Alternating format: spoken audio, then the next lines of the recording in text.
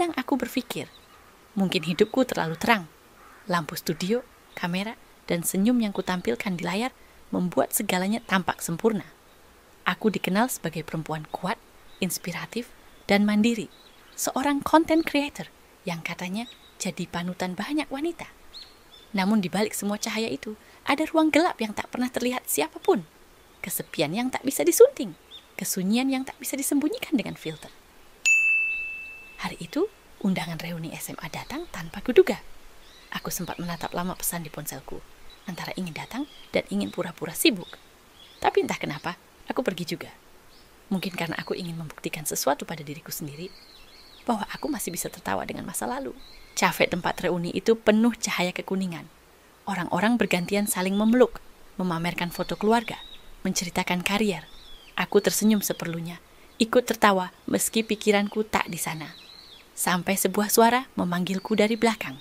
Suara yang samar, tapi entah mengapa terasa akrab. Masih secantik dulu, Nat. Aku menoleh. Reno Baskara. Teman sekelasku yang dulu pendiam, jarang berbicara, dan lebih suka menggambar di pinggir buku pelajaran. Kini dia berdiri di hadapanku. Lebih dewasa, lebih rapi, dengan senyum yang seolah menghapus jarak bertahun-tahun. Ada sesuatu di matanya yang membuatku berhenti sejenak. Hangat, tapi juga sulit ditebak. Kami berbicara sebentar. Basa-basi yang seharusnya ringan, tapi entah kenapa membuat dadaku sesak. Mungkin karena sudah lama tidak ada yang menatapku seperti itu, bukan sebagai sosok terkenal di layar, tapi sebagai perempuan yang sebenarnya hanya butuh dipahami. Ketika reuni selesai, hujan turun deras. Aku berdiri di depan pintu, menatap jalan basah yang memantulkan lampu kota. Reno datang menghampiri dengan payung hitam di tangannya. Tanpa banyak bicara, ia berdiri di sampingku, menutupi tubuhku dari hujan. Payung itu kecil, tapi cukup untuk membuat jarak di antara kami menghilang. Kami berjalan pelan menuju parkiran, dan setiap langkah terasa seperti menapak ke masa lalu yang belum tuntas. Aku tak tahu kenapa perasaan itu menenangkan dan menakutkan sekaligus. Malamnya aku membuka pesan di media sosial. Ada satu nama di daftar pesan baru, Reno.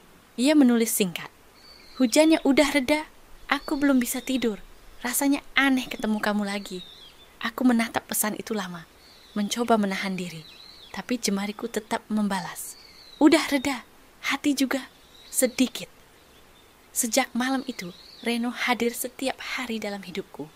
Ia muncul di setiap live streaming, menulis komentar, memberi dukungan, lalu perlahan merayap masuk lewat obrolan pribadi. Mulanya ringan, menanyakan apakah aku sudah makan, apakah aku butuh bantuan syuting. Lalu semakin intens, menawarkan untuk menemaniku, menjemputku, bahkan menyiapkan kopi ketika aku begadang.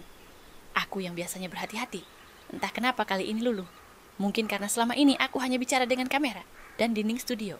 Reno membuatku merasa nyata lagi, seolah aku perempuan biasa yang boleh lemah, boleh letih, dan boleh bersandar.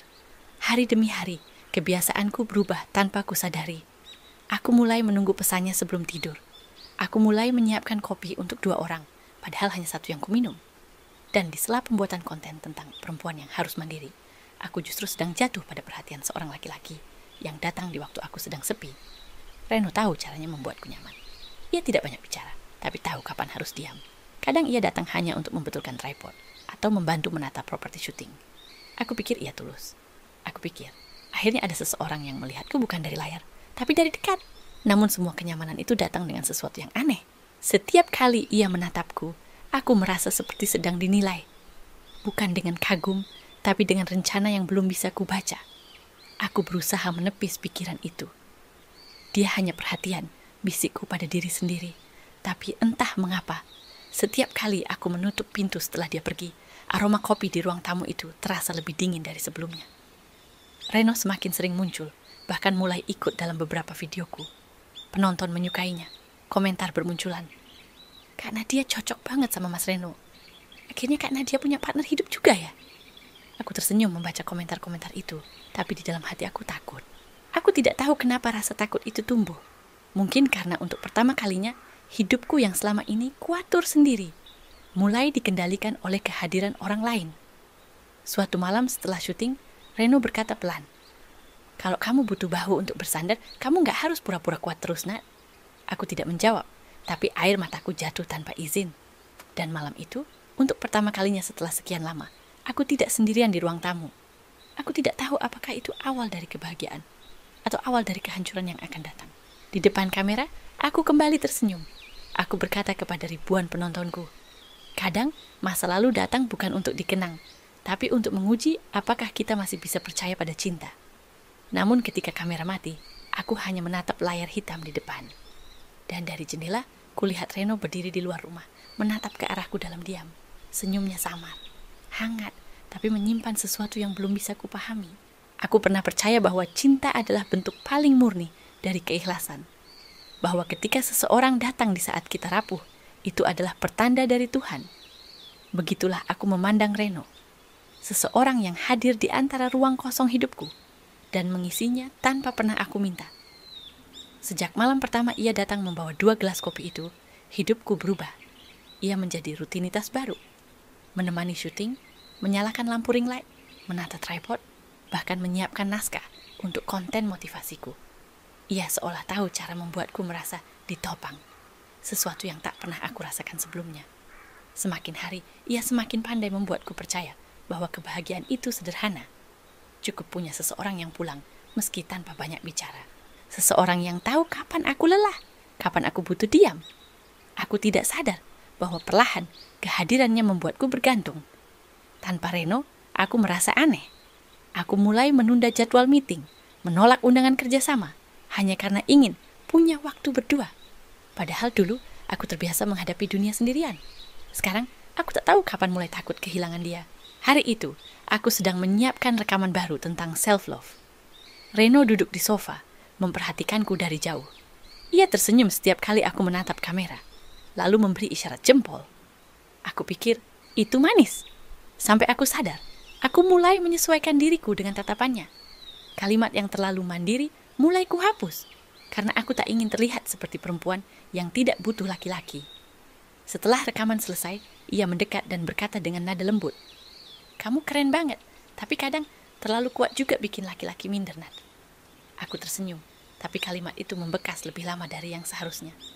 Dan tanpa sadar, mulai hari itu aku sedikit mengubah diriku. Lebih lembut, lebih penurut, lebih feminim, seperti yang ia suka. Malam-malam kami semakin sering diisi dengan obrolan panjang di teras. Tentang masa depan, tentang rumah kecil di pinggir kota, tentang keluarga kecil yang katanya cukup sederhana untuk bahagia. Aku terbuai oleh ide itu. Mungkin karena selama ini aku terlalu sibuk mengejar kesuksesan, sampai lupa bagaimana rasanya ingin pulang. Beberapa bulan kemudian, Reno melamarku. Tidak mewah, tidak penuh dekorasi. Hanya lilin, lagu lembut, dan sebentuk cincin perak di tangannya. "Aku tidak punya banyak, Nat, tapi aku janji akan jadi rumah buat kamu." Kalimat itu membuat air mataku jatuh. Karena yang ku cari memang bukan kemewahan, tapi rasa aman. Dan malam itu aku mengucapkan iya dengan suara yang bergetar. Tanpa tahu aku baru saja membuka pintu menuju kehidupan yang akan menelanku perlahan. Pernikahan kami sederhana tapi hangat. Teman-teman dekat datang. Beberapa influencer ikut mengunggah momen bahagia itu. Komentar netizen pun banjir pujian. Semua orang bilang aku beruntung. Akhirnya Kak Nadia nemu yang tulus juga.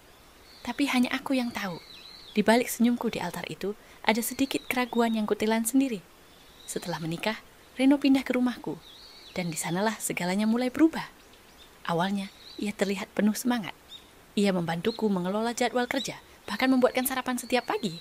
Tapi tak lama, ia mulai bicara tentang peluang besar. Tentang investasi kecil yang katanya bisa membantu memperluas bisnis dan karir kami berdua. Aku menatapnya dengan bingung. "Aku nggak butuh investasi besar, Ren. Aku cuma mau kita tenang dulu." Ia tersenyum, tapi nada suaranya berubah pelan, nyaris seperti penyesalan. "Aku kira kamu percaya aku bisa bantu. Tapi kalau kamu ragu, ya sudah, mungkin aku memang nggak cukup buat kamu." Kata-kata itu menusuk. Aku tidak ingin menyakitinya, apalagi membuatnya merasa tidak berguna. Jadi malam itu juga, aku mentransfer sejumlah uang yang cukup besar. Katanya untuk biaya kerja, sama dengan sponsor asing. Aku tidak banyak tanya. Aku hanya percaya. Hari-hari setelah itu terasa berbeda. Reno mulai sering keluar rumah. Katanya, bertemu calon mitra bisnis. Aku tidak curiga. Setiap pulang, ia membawa hadiah kecil, seolah ingin menutupi waktunya yang hilang. Sampai suatu hari, aku melihat noda lipstik samar di kemejanya. Warnanya merah muda-muda. Bukan milikku. Aku diam. Aku tidak ingin mempercayai apa yang kulihat. Aku bilang pada diriku sendiri, mungkin itu sisa lip tint dari klien perempuan atau tumpahan minuman. Aku lebih memilih kebohongan yang menenangkan daripada kebenaran yang menyakitkan. Malam itu Reno memelukku dari belakang. Tangannya dingin, tapi suaranya lembut. Aku janji, Nat, aku gak akan pernah nyakitin kamu. Entah kenapa, pelukan itu justru membuatku menggigil. Beberapa minggu kemudian, tubuhku mulai sering lemah. Aku cepat pusing, mudah letih, dan sering kehilangan fokus di depan kamera. Reno bilang, itu karena aku kelelahan, terlalu banyak kerja. Ia datang membawa botol kecil berisi vitamin berwarna putih susu. Ini bagus banget herbal, biar kamu gak gampang drop. Aku percaya, seperti biasanya, aku meminumnya tanpa berpikir. Dan malam itu, aku tidur dengan tenang. Mungkin terlalu tenang, aku tidak tahu bahwa setiap tetes yang kutelan adalah racun yang akan membuatku kehilangan kendali atas hidupku sendiri. Bahwa di balik janji manis seorang suami yang baru, tersembunyi niat yang bahkan iblis pun akan malu mengakuinya. Sejak malam aku meminum vitamin itu, tubuhku mulai berbeda. Awalnya ringan, hanya sedikit pusing, sedikit lemas. Aku pikir wajar, mungkin karena jadwal syuting yang padat. Tapi setiap hari yang lewat, tubuhku semakin berat. Aku merasa seperti hidup di antara sadar dan mimpi, di antara kenyataan dan kabut yang perlahan menelan semuanya. Reno selalu ada di sisi ketika aku mulai mengeluh. Ia menatapku dengan wajah cemas, seolah benar-benar khawatir. Ia mengelus rambutku, lalu menyodorkan kembali botol kecil itu. Minum ini lagi ya, jangan lupa biar cepat pulih. Dan aku seperti orang bodoh yang terlalu cinta, kembali menelannya tanpa curiga. Tubuhku semakin kehilangan tenaga. Kadang aku tertidur di kursi rias, bangun dengan wajah yang tidak kukenal. Bibirku pucat, kulitku dingin. Di cermin mataku tampak kosong, seperti bukan milikku lagi. Namun anehnya, Reno selalu memujiku. Kamu cantik, bahkan pas sakit, Nat. Kata-katanya lembut, tapi setiap kali ku dengar, ada rasa perih di dadaku yang tidak bisa dijelaskan. Aku mulai kehilangan banyak pekerjaan. Brand-brand besar yang dulu menungguku, kini mulai memilih orang lain. Aku tak sanggup berdiri lama di depan kamera, apalagi tersenyum. Beberapa kali aku mencoba menolak botol obat itu, tapi Reno selalu punya alasan. Ia bilang aku stres, kelelahan, bahkan menuduhku terlalu curiga pada hal-hal kecil. Dan setiap kali aku mencoba menolak, nada suaranya berubah. Kamu gak percaya aku ya? Kamu pikir aku mau nyakitin kamu? Kalimat itu diucapkan dengan tatapan kecewa yang sulit kulawan. Aku takut membuatnya marah. Aku takut dianggap istri yang tidak tahu berterima kasih. Jadi aku tetap minum. Aku tetap tersenyum. Dan sedikit demi sedikit, aku berhenti menjadi diriku sendiri. Suatu sore, ketika aku hampir tak sanggup berdiri, aku mendengar Reno berbicara di telepon. Suaranya samar dari balik pintu kamar kerja. Aku tidak sengaja mendengar namanya. Mira, suaranya lembut, genit, dan terdengar akrab. Iya sayang, tenang aja. Semua berjalan lancar. Dia udah makin lemah sekarang. Kakiku gemetar. Aku ingin membuka pintu, tapi tubuhku terlalu berat. Kata-kata itu menempel di kepalaku seperti jarum. Aku tidak tahu siapa Mira, tapi ada sesuatu yang retak dalam diriku saat itu juga. Aku mulai memperhatikan setiap gerak-geriknya. Bagaimana ia sering keluar rumah dengan alasan meeting bisnis. Bagaimana ponselnya selalu dibalik ketika ada pesan masuk. Bagaimana senyumnya hanya muncul ketika bukan aku yang melihat. Namun setiap kali kutanya, ia selalu punya jawaban. Dan setiap jawaban datang bersama kecupan di dahi dan segelas vitamin di meja. Begitu lembut caranya menipu, sampai aku mulai merasa bersalah karena mencurigainya. Hari-hari berikutnya, aku benar-benar jatuh sakit. Aku tidak bisa berjalan tanpa dituntun. Tanganku gemetar, suaraku pelan, dan kadang aku kehilangan kesadaran di tengah kalimat. Aku sempat meminta Reno membawaku ke dokter, tapi ia menolak halus. Katanya, dokter hanya akan membuatku makin stres. Aku tahu kamu, Nat. Kamu cuma butuh istirahat. Aku yang urus semuanya. Dan sejak hari itu, aku seperti tahanan di rumahku sendiri. Ia mengatur kapan aku makan, kapan aku tidur, kapan aku minum obat. Semua yang dulu kupunyai, kamera, laptop, akun media sosial, perlahan diambil alihnya sementara, katanya, agar aku fokus sembuh. Tapi di dalam hatiku, ada perasaan aneh yang tumbuh. Aku mulai takut tidur. Aku takut pada suara langkahnya di malam hari. Aku takut pada botol putih itu, yang kini selalu ada di meja samping ranjang. Suatu malam aku terbangun. Lampu kamar mati, tapi aku mendengar bisikan pelan di ruang tamu. Suara Reno dan suara perempuan lain. Aku berjalan pelan, menahan tubuhku yang gemetar. Dari celah pintu, kulihat Reno memeluk seorang wanita berambut panjang, wajahnya tidak asing, Mira. Ia tersenyum manis sambil berkata pelan, "Kamu harus cepat-cepat beresin semuanya, Ren. Aku nggak mau nunggu lebih lama." Reno membalas pelukannya. "Tenang aja, sayang. Semua hartanya bakal jadi milik kita sebentar lagi." Dan aku melihatnya. Reno memeluk mesra dan mencium Mira di tempat yang seharusnya menjadi istana kami. Aku ingin berteriak, tapi suaraku tak keluar. Dunia di sekitarku berputar. Aku mundur, berpegangan pada dinding, lalu tubuhku jatuh, keras, tapi tanpa suara. Sebelum segalanya gelap, aku masih sempat melihat Reno menoleh ke arahku. Dan aku bersumpah, ada sedikit senyum di wajahnya. Pagi berikutnya, aku terbangun di ranjang dengan kepala berat dan tangan dingin. Reno duduk di samping, berpura-pura panik.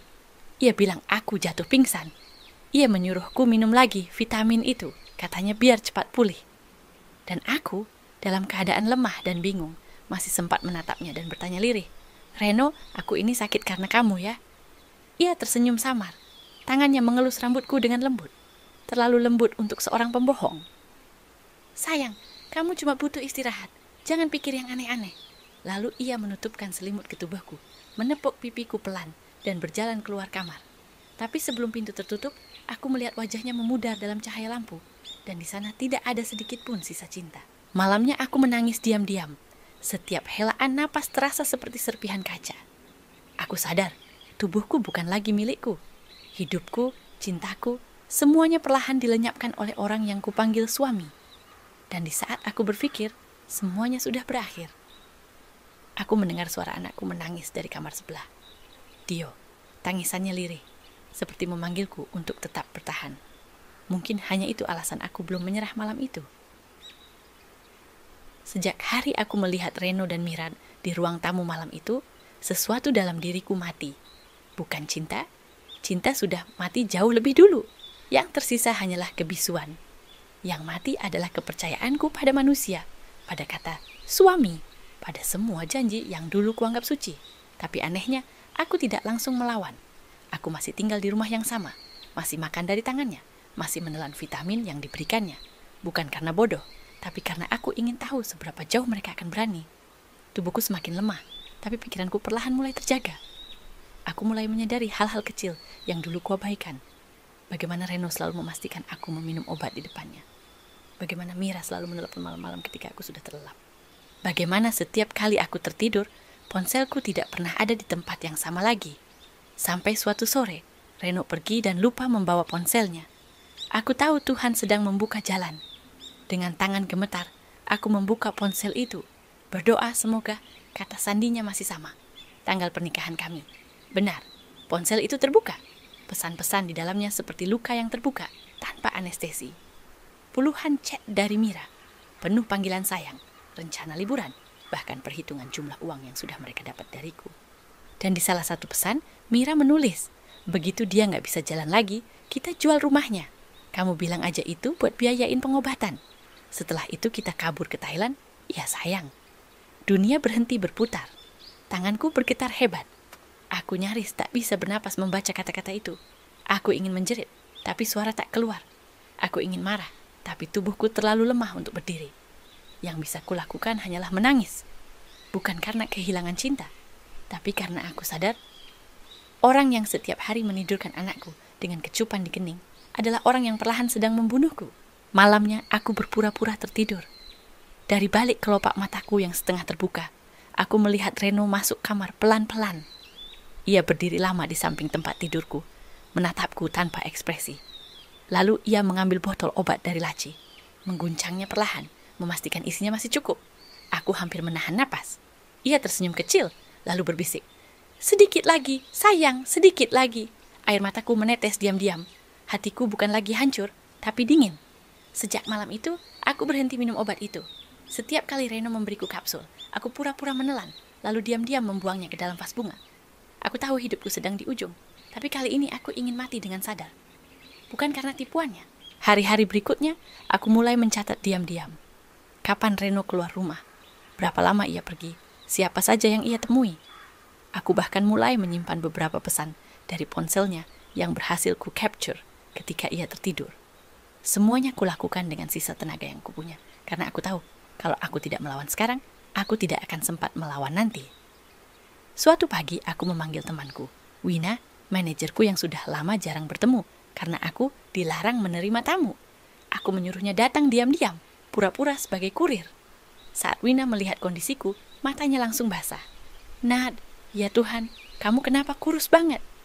Aku hanya menggeleng, lalu menyerahkan botol obat itu padanya. "Tolong bawa ini ke lab. Cek apapun yang bisa kamu cek. Aku cuma butuh tahu apa yang sebenarnya dia kasih ke aku selama ini." Beberapa hari kemudian, Wina kembali dengan wajah pucat. Hasil laboratorium di tangannya membuat seluruh tubuhku dingin.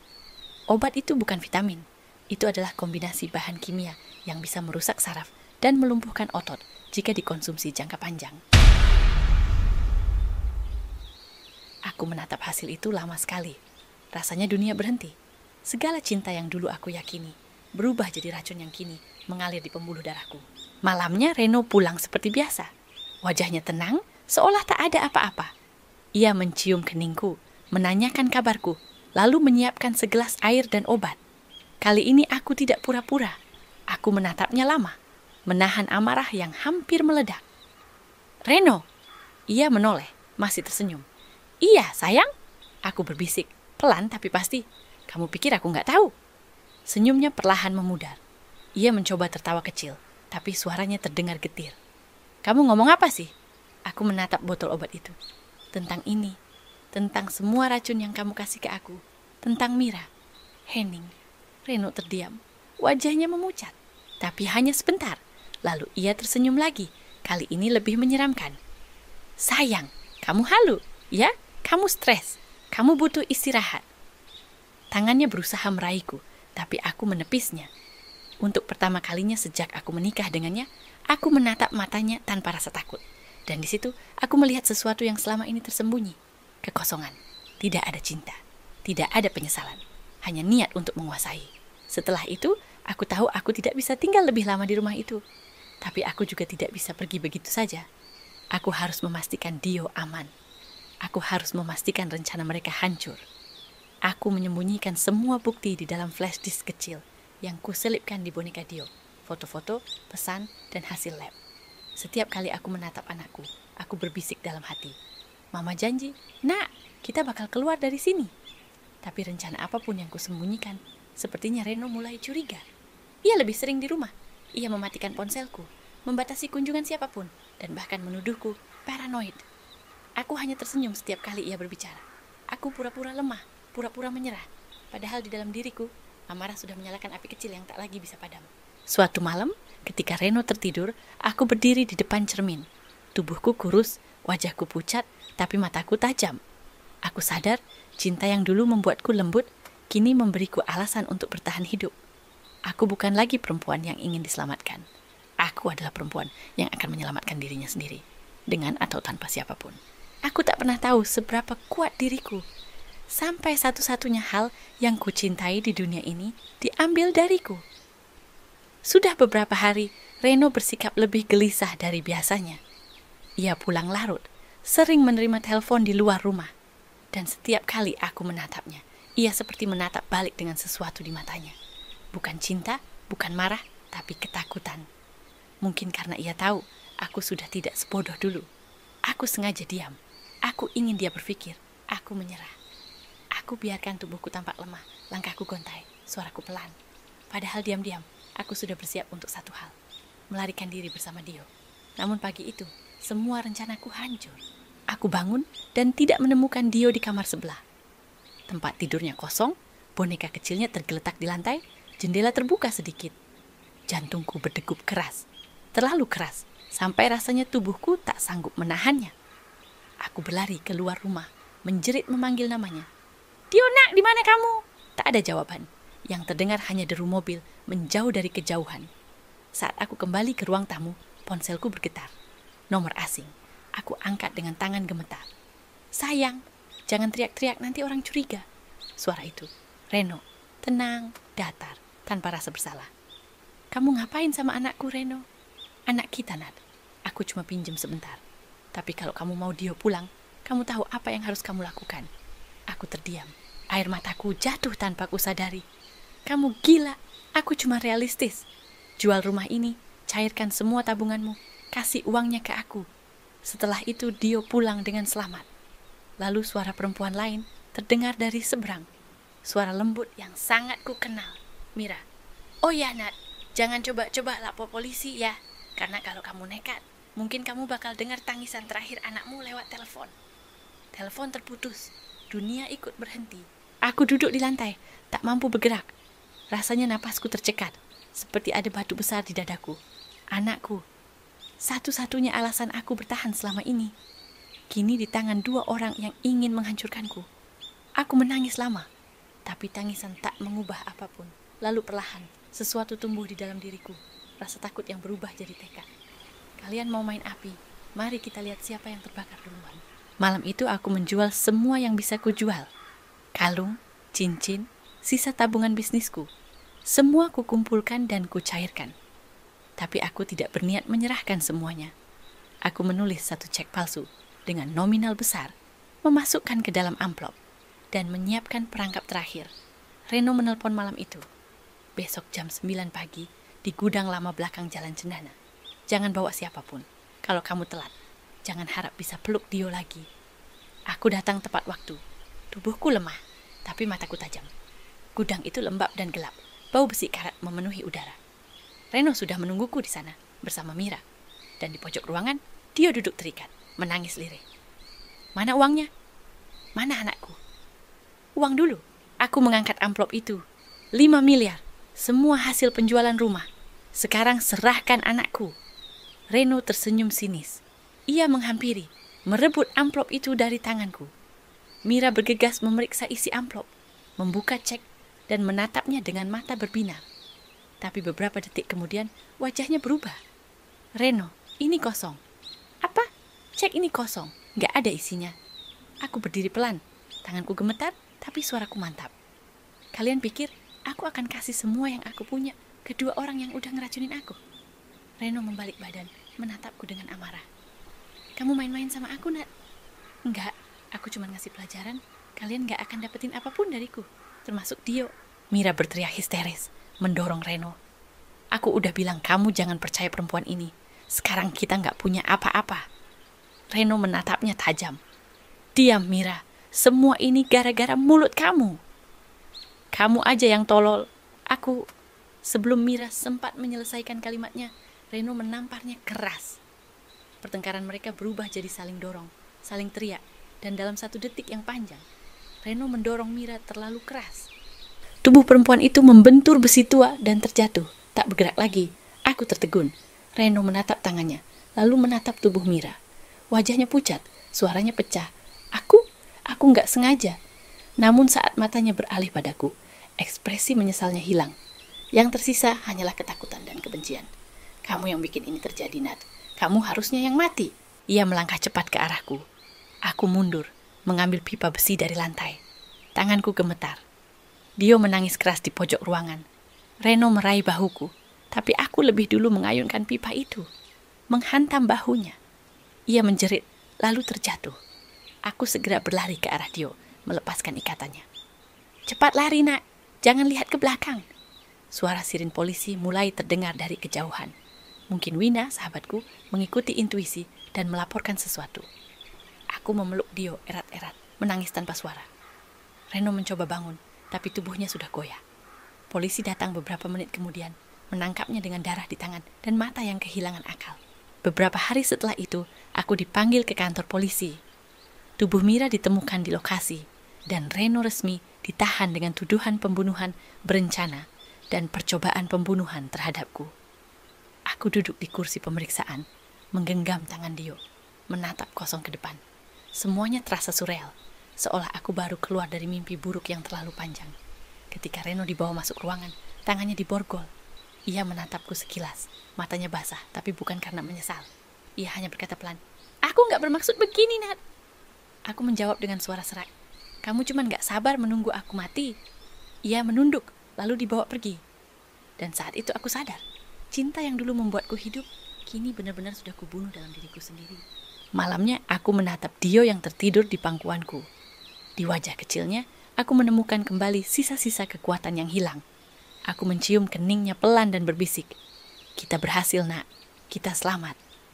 Untuk pertama kalinya setelah sekian lama, aku bisa menarik napas tanpa rasa takut. Tapi setiap kali menutup mata, aku masih bisa mendengar suara Reno. Pelan, bergetar, dan mematikan. Sedikit lagi, sayang, sedikit lagi. Sudah 2 tahun sejak hari itu. Sejak semua kebohongan runtuh. Sejak aku kehilangan segalanya. Dan sejak aku akhirnya memutuskan untuk hidup. Bukan untuk seseorang, tapi untuk diriku sendiri. Aku dan Dio kini tinggal di rumah kecil di pinggir kota. Tidak megah, tidak berkilau, tapi setiap sudutnya terasa hidup. Tidak ada suara langkah mencurigakan di malam hari. Tidak ada bau obat dari gelas di meja. Tidak ada mata yang menatapku sambil menghitung berapa lama lagi aku akan bernapas. Hanya aku, Dio, dan suara angin yang masuk dari jendela setiap pagi. Kadang aku masih terbangun karena mimpi buruk. Wajah Reno muncul di sela kabut. Suaranya berbisik pelan. "Sedikit lagi, sayang." Tapi setiap kali aku menatap anakku yang tertidur di sebelahku, semua itu lenyap. Dia adalah alasan mengapa aku masih bisa tersenyum hari ini. Aku tidak lagi membuat konten kecantikan atau gaya hidup seperti dulu. Aku berhenti pura-pura bahagia di depan kamera. Sekarang aku hanya membuat satu jenis video. Kisah nyata tentang perempuan yang bertahan. Di video pertamaku setelah lama menghilang, aku bicara tanpa makeup, tanpa pencahayaan mahal, tanpa latar glamor. Aku hanya duduk di kursi kayu, menatap kamera, dan berkata dengan suara yang jujur. Dulu aku pikir cinta adalah hal paling indah di dunia. Tapi aku lupa, keindahan juga bisa menipu. Aku pernah mencintai seseorang yang perlahan meracuni tubuhku, dan aku membiarkannya. Karena aku percaya cinta tidak mungkin menyakiti. Aku salah. Aku berhenti sebentar. Dia muncul di frame, memelukku dari samping, lalu tertawa kecil. Dan untuk pertama kalinya setelah sekian lama, aku ikut tertawa tulus di depan kamera.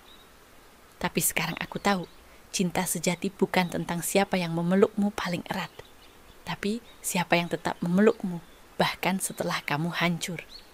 Dan cinta itu bisa datang dari anakmu, dari temanmu, atau dari dirimu sendiri. Video itu viral.